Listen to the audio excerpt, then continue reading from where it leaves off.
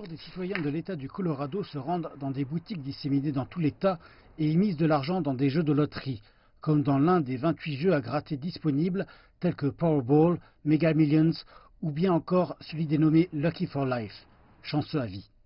Ces lieux de paris connaissent toujours une certaine activité. Mais ils achètent de l'alcool en vrac et conservent l'argent de la loterie. Du coup, les ventes de tickets de loterie sont en baisse. C'est assez évident. Les loteries américaines génèrent plus de 70 milliards de dollars en ventes annuelles. Mais la demande en tickets est en baisse d'un tiers dans certains États et de plus de 14% au Colorado, en comparaison avec l'activité d'avant la pandémie. La loterie est un achat facultatif et les gens n'ont pas trop d'à côté à présent, donc cela nous ôte une part. Et ceci, affirme le directeur principal de la loterie du Colorado, Tom Sewer, pourrait laisser une trace sur l'un des trésors de l'État. L'immense majorité des revenus de la loterie vont aux loisirs récréatifs en plein environnement. L'ONG Great Outdoors Colorado dédie sa part de 50% à la préservation et à la protection de la faune et de la flore, des parcs naturels, des rivières et des clairières. Ceci va de la construction de pistes à l'acquisition d'habitats pour la faune sauvage en passant par la réparation de clôtures. Oui, bien sûr, nous allons assister aux impacts.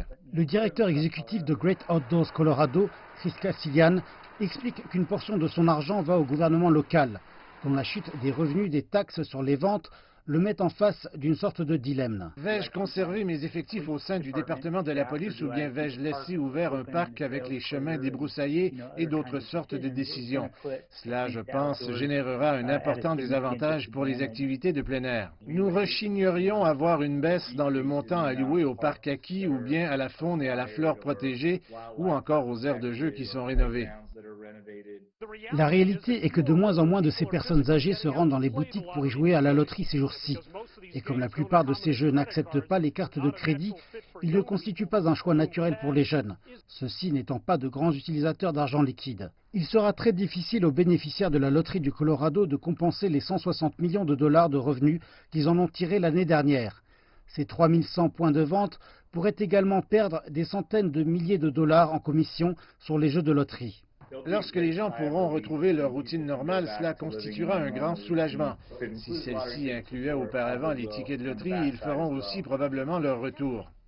Tout comme l'intermède que constitue cette interview, Chris Casillan espère que ce déclin de la loterie sera relativement bref. Il exhorte les gens qui cherchent à s'évader à sortir au grand air. Et sur le chemin, arrêtez-vous chez votre marchand local et achetez un ticket de loterie.